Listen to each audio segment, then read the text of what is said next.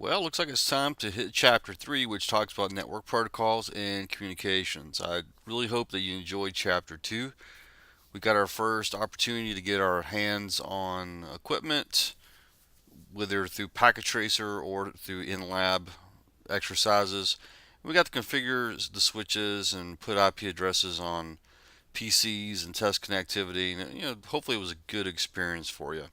So chapter one was that general overview of networks. Chapter two, which is about operating systems specifically for the switches and routers, even though they didn't really mention that too much. And when we get into chapter three, we're getting back into nitty gritty kind of details. It's important stuff, so pay attention and read through this stuff carefully. All right, so let's go ahead and hit section 3.0. There's not a tremendous amount of information here in the introductory part here. So this chapter is going to talk about network protocols and communications. You may be wondering, what the heck? Well, essentially a protocol is just a agreed upon set of rules to perform some type of operation. And so in networks, we have many different types of protocols for different types of purposes, and we're going to look at a handful of those today. And they also talk about network, communications in network and how it operates in a little bit more detail. So hold on to your bootstraps. You're going to get a whirlwind of information kind of thrown at you in this chapter. But once again, digest it in smaller chunks, and it'll be a little easier to deal with. Now I'm going to skip through the activity part here, and we'll get into the this little section here called communication fundamentals. And so you got a picture of this young lady and this young man, and here's a little picture of human communication. And you can see that a message is generated and transmitted to this person, and they break it up into these little groups here. So they mention the message. In other words, this person has something to say. All right. Uh, it has to create a signal in order to transmit the information. So signaling information, which is more important in computer networking, and we'll talk about that certainly. Maybe I think that's really in the next chapter they really talk about that, but that's a piece of it. There's a transmission medium, which in the case of people is generally the air as they speak with one another, or actually the atmosphere if they're doing sign language or something like that, right? So the receiver, receives that message. It receives the signals, and it will ultimately get that message. If you look at slide 2 here, or illustration 2, they show you the same thing, but in the PC world. Okay, and so you'll see a message that needs to be delivered. Its signal puts across the wire, and it gets the message on the other side. All right, let's move on. They talk about rule establishment, and they mentioned, there's you can see the 4 bullet points here, which is the key to this. Is that in order to have any kind of communications, we know there's rules involved, right? For us humans, there's sort of a implicit set of rules that, generally speaking, we either talk or we listen. We try not to talk over each other, right? That's not always the case, but we try to. There's someone who has something to say. There's someone who's going to listen, and that communication goes back and forth. We generally pick what language we're going to use. It may be a verbal language. It may be a visual language in case of sign language. That language will certainly have some sort of grammar involved in it. And so, those that don't know the rules of grammar will have a harder time communicating properly with those that do know those rules of grammar.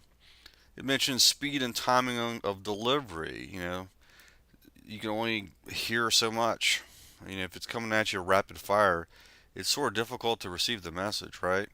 They also mention confirmation or acknowledgement requirements, and so that's certainly part of rules of communications.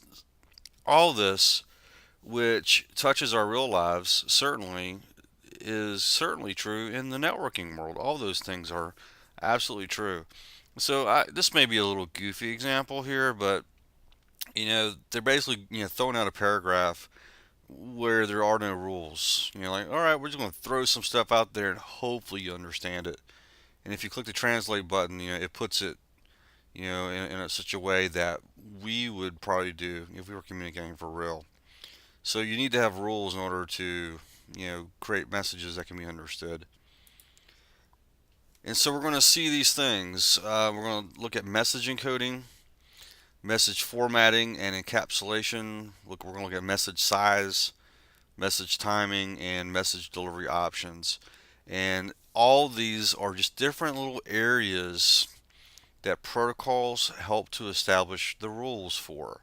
All these 5 things are very important.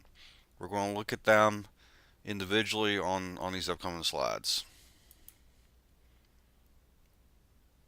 All right, first thing that we see here is the message encoding. So if someone has a thought or an idea, a message that they want to communicate, they have to encode it in a different format for delivery to someone else, right? Because we obviously cannot read each other's minds. That's just not a thing we do. So rather than assume that someone can read our minds, we basically formulate our thoughts into words, a certain particular order of words using grammar and all that kind of good stuff. And then you use your mouth and you make noises and syllables and all that kind of stuff. And then people hear it and they can, in fact, at that point, once they receive it, they can decode that message, all those sounds, and it translate, which makes up words, and those words translate into a shared common thought once that message is communicated. That's really what they're getting at with this, and you can kind of see if I run the animation here, the thought gets encoded probably into visual, I mean not visual, but verbal language, and they get the message, they are able to decode it and get the same idea, give or take. Computer world is no different. The source has to take its message and encode it into some sort of signal, which in the computer world is ones and zeros. It's going to pass across this wire, and you can kind of see that happen here. It packages up the idea in a series of what you're going to learn is called frames, which will pass across the wire, and it gets decoded, and you get on the other side. Now, there's normally not one little package, right? There's like tons of these things as you go through this. All right, next we see message formatting and encapsulation. This is hugely important. Think about how our postal mail system works and just how we communicate in written form in general. When we write a letter, there's a generally agreed upon format for doing that, right? You have some sort of maybe you identify yourself at the beginning of the letter, and then you say dear whoever. There's some sort of content in there, and then you say sincerely or I hate your guts or whatever the tone of the letter is, right? And then then the name of the who sent it. So and that's common when you look at a letter, and they may show that or they may not. I don't remember. Let's just go ahead and hit play and see what happens here. Okay, so they're opening up the letter, and there you go. So there's the sender, there's the citation, the message, the receiver, and you can see all these little different pieces here. And that's where the addressing comes in that I did not mention. That's the encapsulation part. You can we'll just kind of watch this, fill this out.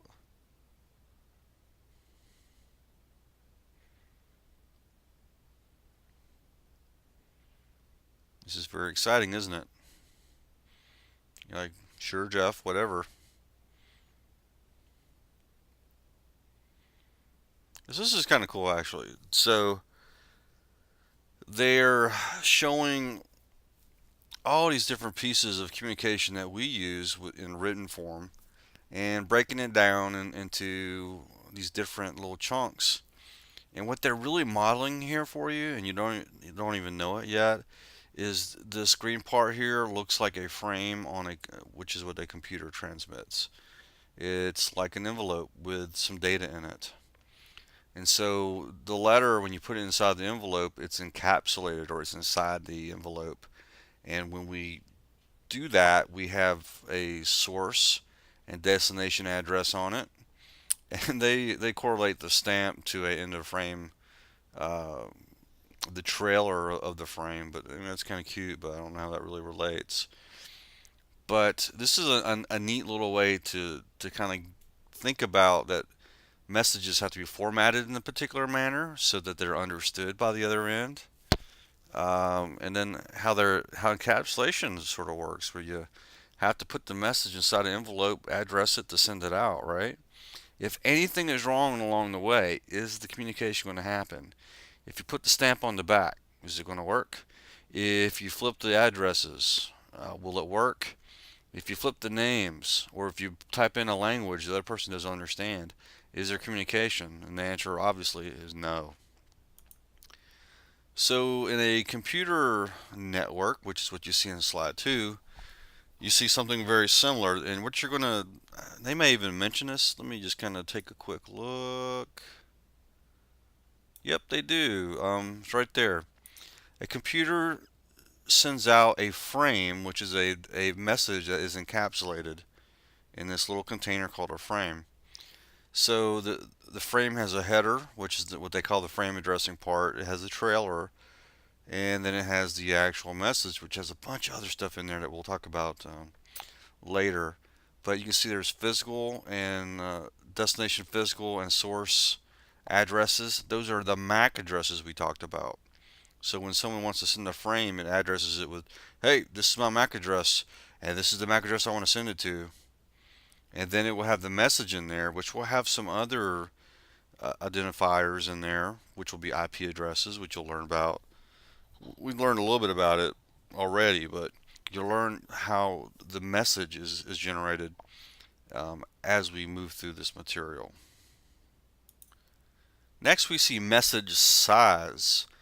When you think about human communication, typically when you're in a conversation, a one-on-one conversation, you hope someone says just enough so you can process it all and doesn't completely overwhelm you with paragraphs of information. So you'd hope that they would speak to you in sentences, not in paragraphs, right? So you have a chance to process and really do something with the information that is coming at you. And let me hit the little play button here.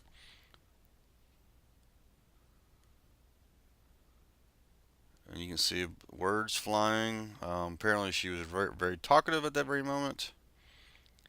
Now she's kind of set it in shorter little sentences and he can understand it, which is good. In the computer world here, I think you'll see one big humongous, let me back that up. Yeah, you wouldn't put one big envelope across the wire with all the data for that communication because it'd be too much for this guy to receive. So it would freak out. So, dude, I don't know what this means. So instead, what you'd end up doing is breaking it up into smaller multiple segments which are smaller in size, so that the computer on the other end can, quite frankly, process it and reassemble it later on to get the full message.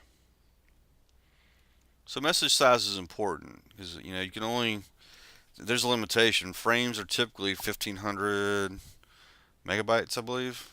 You get 1501, something like that. A frame bigger than that is invalid. So part of the rules, the protocols rules, right? All right. Next, we see message timing, and they mention three things here. They mention an access method, they mention flow control, and they mention response timeouts. And these are really probably more computery kind of terms, right? But they give you an idea. So if you got two people there, they can't both talk at the same time, right? In other words, you kind of wait till no one's talking, then you try to speak, and that's what you see here, I think, in the first illustration. So they both talk at the same time. Nothing is happening there with communication, right? computers do that too, and we'll talk about that in more detail at some point. Flow control determines how much information can be sent and the speed at which it can be delivered.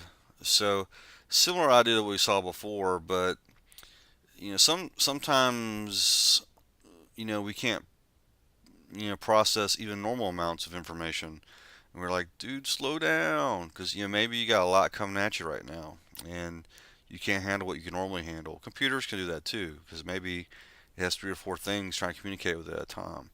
And so it might have to tell the other computer, say, don't send me quite as much right now.